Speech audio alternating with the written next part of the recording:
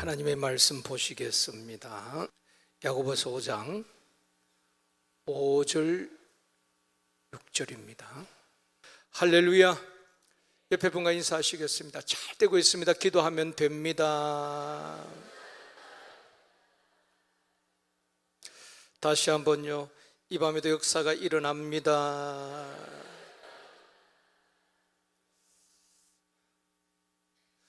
우리 고등부 막 이렇게 워십을 하면서 막 춤을 추면서 하니까 훨씬 신이 나죠, 그죠? 앉아 있어도, 그죠? 저는 우리 금요 성령 집회 한밤 팀도 좀 이렇게 몸을 좀 움직이면 했으면 좋겠어요. 손뼉치는 누구나 할 수 있으니까 몸을 좀 움직이면서 무리하게는 하지 마시고 좀 배워가지고 좀 부드럽게 그렇게 하면 훨씬 더 좋을 것 같다 하는 생각이 듭니다. 여러분, 오늘 혹시 차를 갖고 오시는데 불편하지 않으셨어요? 은선약소에서 오시는데 차를 안 갖고 오셨어요? 그러셨군요. 차를 이렇게 오늘, 그래서 우리 이쪽 라인에서 처음 있는 일 같아요. 맥주 축제 이름이 그런 것 같아요. 그래서 이쪽이 맥주가 나는 지역도 아니고 맥주집이 많이 있는 것도 아닌데 맥주 축제라 저도 이해가 잘 안 되었습니다. 그래서 제가 이제 옷을 갈아입고 오면서 일부러 이제 한 7시 조금 전에 걸어와 봤습니다. 맥주 축제가 어떤 것인가. 그러니까 뭐 테이블 놓고 다 맥주를 마시고 있더라고요. 그리고 혹시 우리 이제 집사님이나 성도들이 있을까 봐서, 그래서 제가 마스크를 아주 눈 가까이까지 하고, 혹시나 그분들 보면 또 미안하잖아요. 여기 한잔 하시는데 제가 이제 또 거기 마주치면은, 그래서 제가 이제 거리 이제 쭉 피해가지고 이제 뭘 하나, 어떤 사람이었나, 아니나 다를까 우리 교회 잘 나오시다가 최근에 좀 잘 안 나오신 분이 앉아서 그렇게 이제 시원한 맥주를 마시고 있게 제가 이제 피해 왔습니다. 가서 교회 잘 나오라고 고민하고 싶었지만 이게 지금 분위기가 그래가지고, 그래서 교통을 다 통제하고 이런 축제가 얼마나 유익할까 좀 생각이 되어집니다.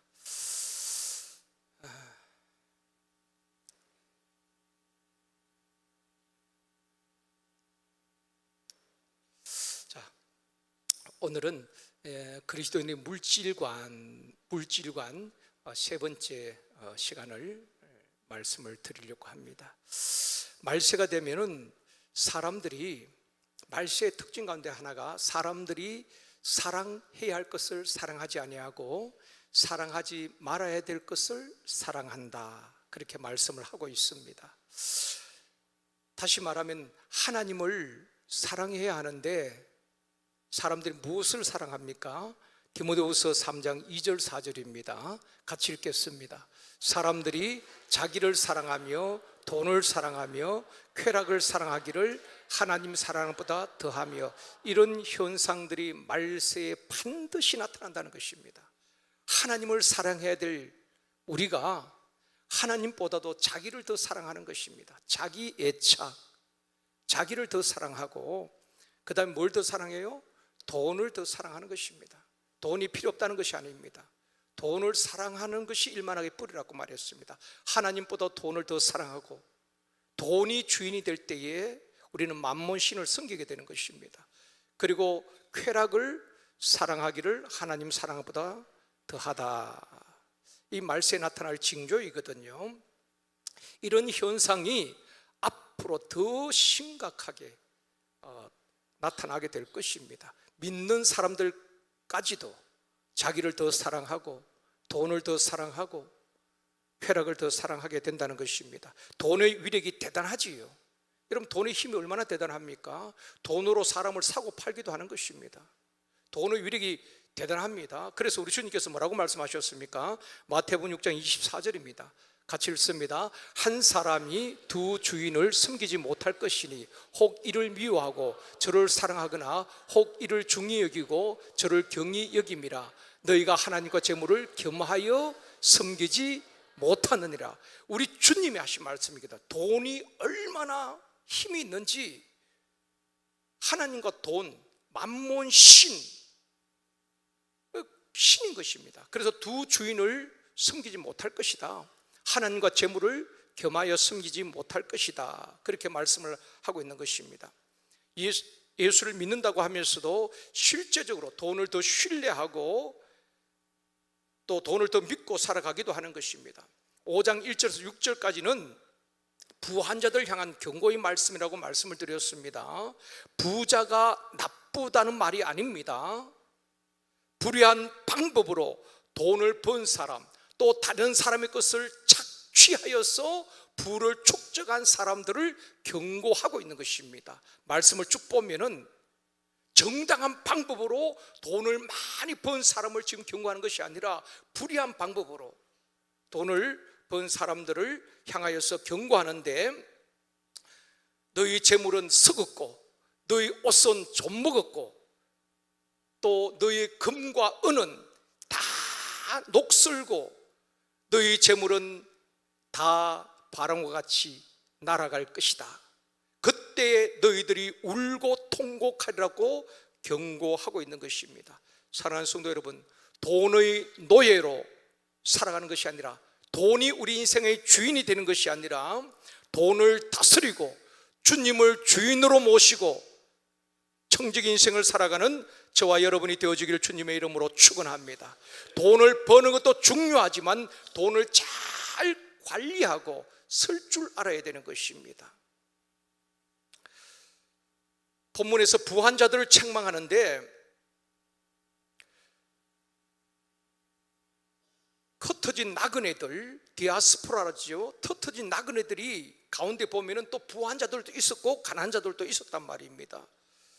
그들이 정당한 노동을 통해서 재물을 얻은 것이 아니라 불의한 방법으로 재물을 얻었기 때문에 그들을 향해서 경고하고 있는 말씀인 것입니다. 여러분, 우리가 땀을 흘리고 정당한 방법으로 수고할 때 하나님께서 재물을 얻을 능력을 주시겠다고 말씀하고 있습니다. 지난번에 말씀을 드렸죠. 하나님께서 재물 얻을 능력을 주신다고. 열심히 일해도 헛수고하는 분들이 있는가 하면은 수고한 만큼 하나님께서 재물을 얻게 하시고 돈을 벌게 하신다는 것입니다. 우리는 하나님 주신 축복을 받아야 되는 것입니다. 부자를 정죄해서는 안 되는 것입니다. 그런데 오늘 본문에서는 불의한 방법으로 부를 축적한 사람들을 경고하고 있는데, 4절에 보면 이렇게 말씀합니다. 같이 읽겠습니다. 보라, 너희 밭에서 추수한 품꾼에게 주지 아니한 삭시 소리를 지르며 그 추수한 자의 우는 소리가 만군의 귀에 들렸느니라. 무엇을 책망합니까? 품꾼에게 삭을 주지 않고 착취했다는 것입니다. 여러분, 일을 시켰으면 일당을 주고 월급을 줘야 되는데 품삯을 주지 않은 것입니다. 그러니까 품꾼들이 막 그 슬피 우는 소리가 주님의 귀에 들렸다, 하나님의 귀에 들렸다고 말하고 있는 것입니다. 그래서 부한자들아 들으라, 그들을 책망하고 있는 것입니다. 부당한 방법으로 재물을 얻은 그들이 그 재물을 어떻게 쓰는가? 여러분, 불의한 방법으로 재물을 얻으면 정당하고 그렇게 쓰기가 어렵습니다. 그렇게 잘 쓰여지지 않는다는 것입니다.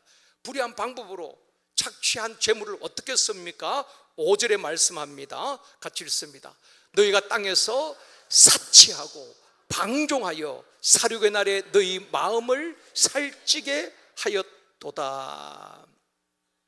그 재물의 주인을 바로 알지 못하면은 불의한 방법으로 돈을 벌어도 그것으로 사치하고 그것으로 죄를 짓고 방종하고 사륙의 날에 그들의 마음을 살찌게 했다. 사륙의 날은 바로 도살날을 말하는 것입니다. 여러분, 돼지를 먹을 것을 주고 살을 찌우는 것은 살이 찌면 찔수록 무슨 날이 가까웠다는 겁니까?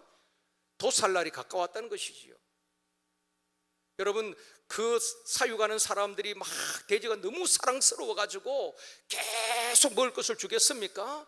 빨리 살을 찌워 가지고 도살날, 사륙의 날이 가까워야 되는 것입니다. 그래서 돼지가 막 피둥피둥 살이 찌면은 죽을 날이 가까웠다는 것입니다. 그런데 우리 사람들도 마찬가지인 것입니다. 미련한 사람들은 그 자신의 마음을 살찌우고 도살날이 가까이 오는 것도 모른다는 것입니다.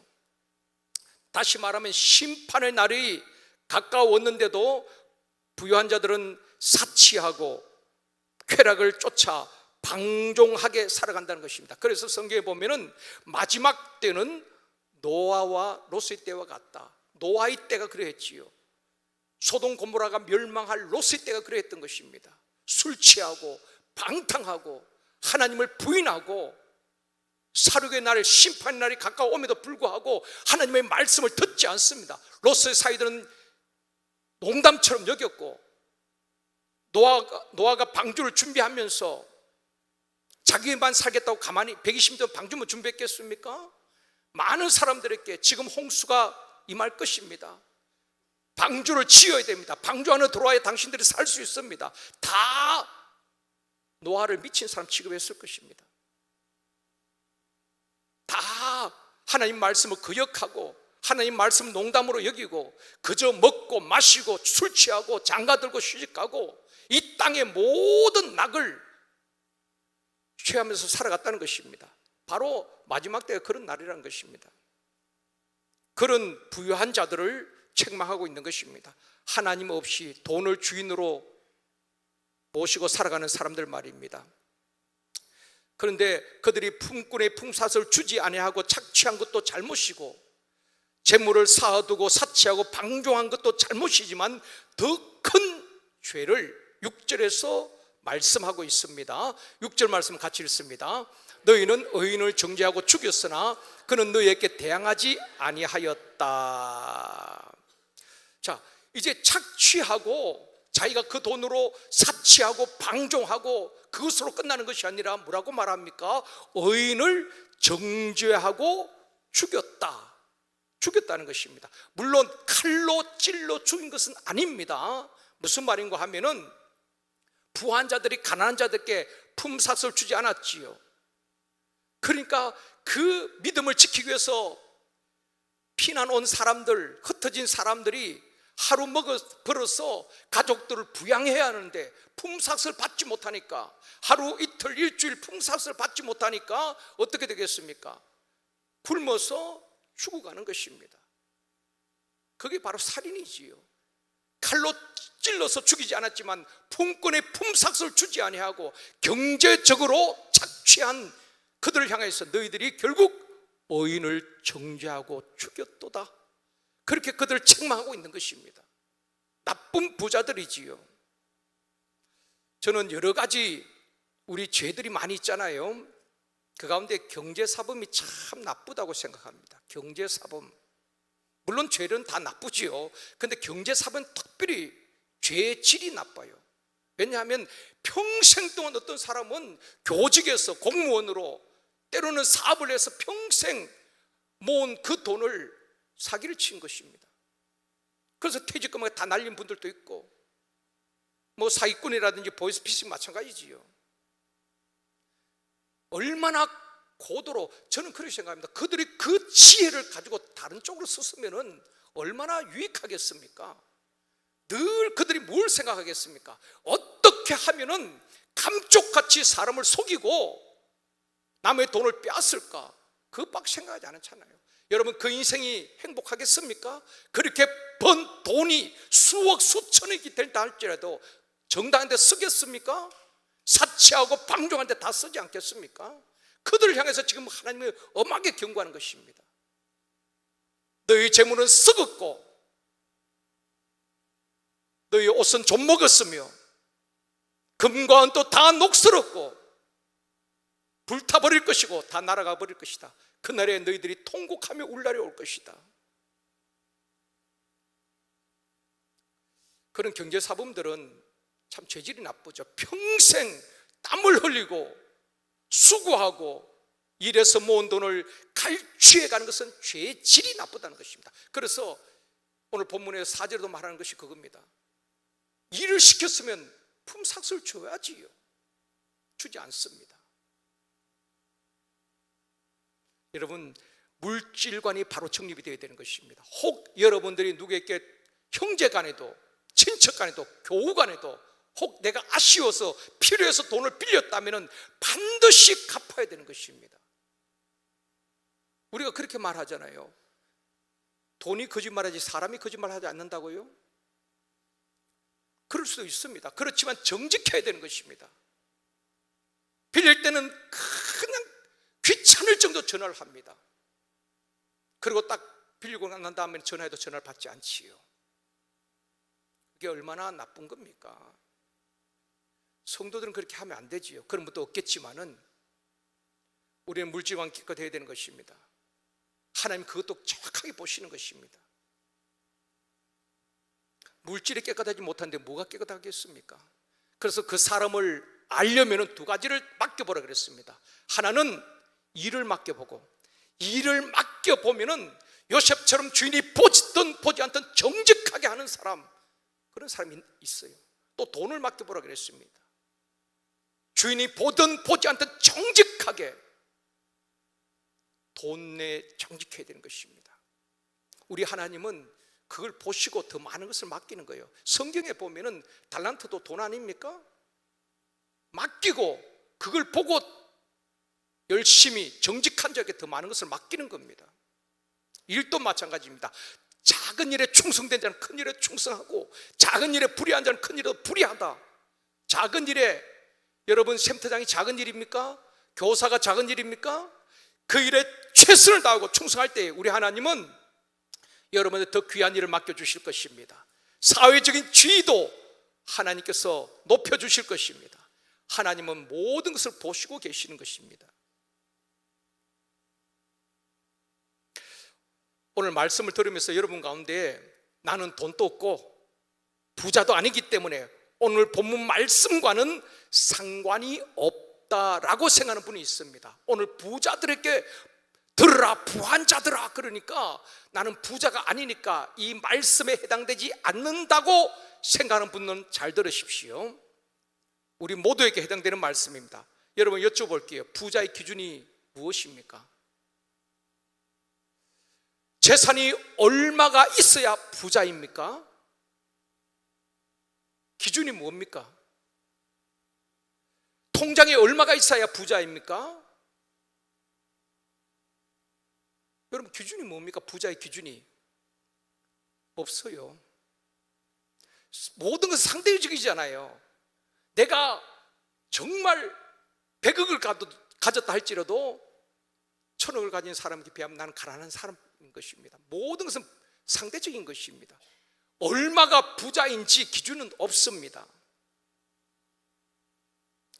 중요한 것은 재물을 바라보는 시선, 재물을 대하는 태도를 말하는 것입니다. 돈이 많이 있어도 정말 엄청난 재벌일지라도 착취하지 아니하고 남의 돈 떼먹지 아니하고 그 돈으로 사치하고 방종하지 아니하고 하나님의 영광을 위해서, 주변 사람을 위해서, 구제와 선교 위해서 쓸 뿐 아니라 그 돈을 바르게 사용한다면은 돈이 많은 것이 문제될 것이 없다는 것입니다. 그렇죠. 그런가 하면은 돈이 적다 할지라도 내 것이라고, 모든 것이 내 것이라고 욕심 부리고 남을 속이고 착취하고 사치하고 방종한다면은 오늘 우리가 불의한 부자에 속하는 것입니다. 악한 자란 말입니다. 돈이 많고 적을 말하는 것이 아니라 돈을 대하는 태도, 돈이 나의 주인이냐, 아니면 수억을 갖고 있다 할지라도 주님을 주인으로 모시고 그 주님 앞에 재물 얻을 능력 주신 하나님 앞에 감사하고 재물의 주인 되신 예수 그리스도를 인정한다면 그분은 거룩한 부자예요. 아담의 죄가 무엇입니까? 선악과 먹지 말라 그랬잖아요. 그걸 따먹었어요. 생각해 보십시오. 그 동산에 선악과 하나 먹는다고 해서 에덴 동산이 망가집니까? 망가지지 않아요. 중요한 것은 하나님의 주권을 침해했다는 것입니다. 하나님께서 손대지 말라고 한 것을 손댔다는 것입니다. 이것이 아담의 죄예요. 성도들은 물질 훈련을 반드시 받아야 됩니다. 저는 개척 시절부터 이 물질의 혹독한 훈련을 받았습니다. 그러면서 하나님 앞에 한 가지 딱 제가 원칙을 정했습니다. 하나님, 나는 누구의 빼도 돈을 빌릴 수 있는, 돈 빌리다는 말을 못합니다. 제가 목회를 시작하면서 하나님이 주시면 먹고 안 주시면 나 굶을게요. 하나님 알아서 책임져 주십시오. 지금까지 한 번도 부모님, 양가 부모님께 아무리 어려워도 찾아가서 돈 많은 빌려주십시오, 또 만 원이 아니라 1억이라도 부모 입장에서는 모든 것을 팔아서라도 줄 수 있지요. 한 번도 찾아가서 도움을 청한 적은 없습니다. 필요할 때, 없을 때에, 가난할 때에 하나님 앞에 엎드렸을 뿐입니다. 하나님은 한 번도 실망시키지 아니하시고 필요할 때에, 교회에 필요한 물질, 또 가정에 필요한 것 한 번도 하나님은 실망시키지 아니하시고 기적같이 필요를 채워주셨습니다. 여러분 아멘 안 하셔도 저는 그 수많은 그런 하나님 앞에 배수를 치고 저는 그런 자존심이 있어야 된다고 생각합니다. 만약에 목사가 힘들다고 부모님, 친척, 친구들이 가서 돈 빌려달라고 하면 그분들이 뭐라고 말하겠습니까? 하나님이 복의 근원이 되신다며? 근데 너는 왜 그렇게 찌질처럼 살아가니? 하나님의 이름을 욕되게 하는 것 아니겠습니까? 그 거룩한 자존심 때문에 찾아가지 않았고, 없으면 없는 대로, 가난하면 가난한 대로. 그래서 아이들 학원 한번 보낸 적이 없습니다. 돈이 없어서. 한 것, 제 기억으로는 구몬 수학 3개월 학습지가 한 것이 전부였습니다.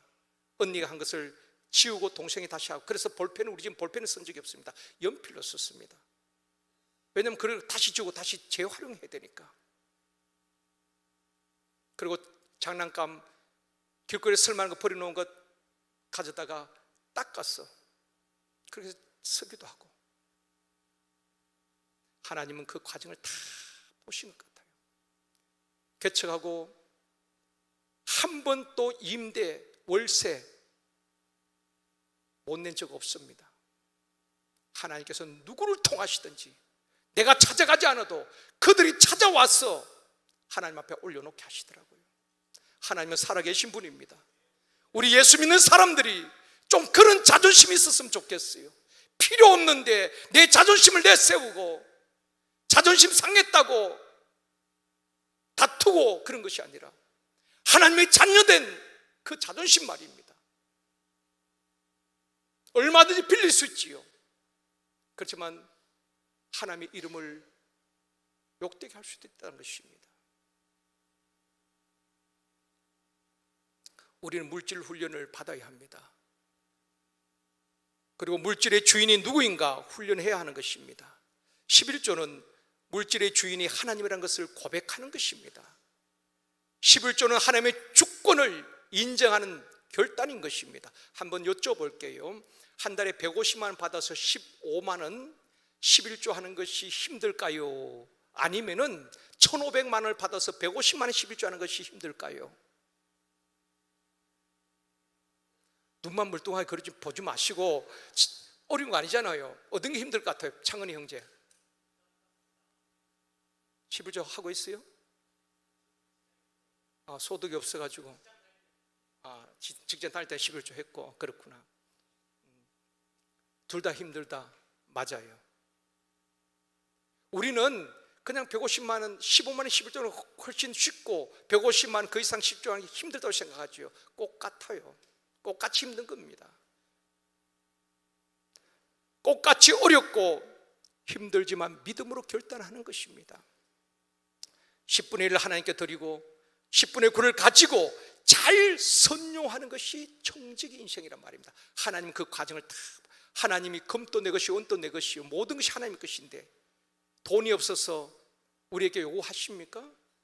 그게 아니지요. 정말 너의 주인이 누구인가? 물질이냐? 하나님이냐? 그 주권을 우리에게 보기 위한 것이 11조란 것입니다. 11조는 하나님이 모든 것의 주인이십니다. 나는 청지기입니다 하는 삶의 고백인 것입니다. 사랑하는 성도 여러분, 생명도 자녀도 물질도 내가 주인이 아니라 하나님이 주인이십니다. 고백할 수 있기를 원합니다. 우리 하나님은 살아계신 분이잖아요. 여러분, 가난하다고 비굴할 것도 없어요. 내 이름으로 집 한 채 없어도, 땅 한 평 없어도 믿음으로 사는 것이 중요한 것이지 그것 때문에 기죽을 것 없어요. 저도 제 이름으로 땅 한 평 없습니다. 집 없습니다. 여러분, 하나님 앞에 믿음으로 사느냐 안 사느냐 그게 중요한 거예요. 내 생명 끝나면은 주인은 바뀌어지는 겁니다. 내 생명이 있을 동안에 하나님 주신 재능, 물질, 은사 모든 것을 하나님 영광에서 사용할 수 있다면 우리는 기꺼이 그 길을 가야 하는 것입니다. 저는 우리 부모사님들하고 자주 나누는 이야기가 쉬운 목회를 길을 하려고 하지 말고 힘들지만 바른 길로 가자. 쉽게 목회하려 하면 얼마든지 쉬운 길이 있습니다. 편한 길이 있습니다. 그러다 주님 앞에서 뭐라고 말할 수 있겠습니까? 내 너를 위하여 피 흘려 몸버려 주었는데 넌 날 위해 무엇하다 왔니? 주님 앞에 뭘 할 말이 있어야 되잖아요. 전도하다 내가 핍박을 받았고 주님이 몸낸 교회를 해서 내가 이렇게 헌신했습니다 말하지 않아도 주님이 다 알고 기억하시지요. 주님 앞에 예수의 흔적이 있어야 되고 충성한 흔적이 있어야 되지 않겠습니까? 생명도 주인이 내가 아니지요. 재물도 마찬가지입니다. 자녀도 마찬가지입니다. 내가 주인이 아니라 주님이 주인이십니다. 고백하며 청지기 인생을 살아갈 때에 좋으신 하나님, 지금까지도 은혜로 이끌어 오신 하나님 앞으로도 이끌어 가실 줄 믿습니다. 여러분, 하나님 자녀답게 좀 당당하게 삽시다. 세상은 물질 가지고 지위 가지고 외모를 가지고 평가하지만 하나님은 주인 되신 그 하나님, 우리를 통해서 영광 받으시기를 원하시는 것입니다. 그리고 그분은 그렇게 하나님을 범사에 인정하는 자에게 모든 것을 책임져 주시겠다고, 너의 길을 지도하시겠다고 약속하고 있습니다. 범사에 하나님을 인정하고 하나님의 주권을 인정하고 하나님이 주시는 축복을 이 땅에서도 마음껏 누리는 믿음의 사람 되어지기를 주님의 이름으로 축원합니다.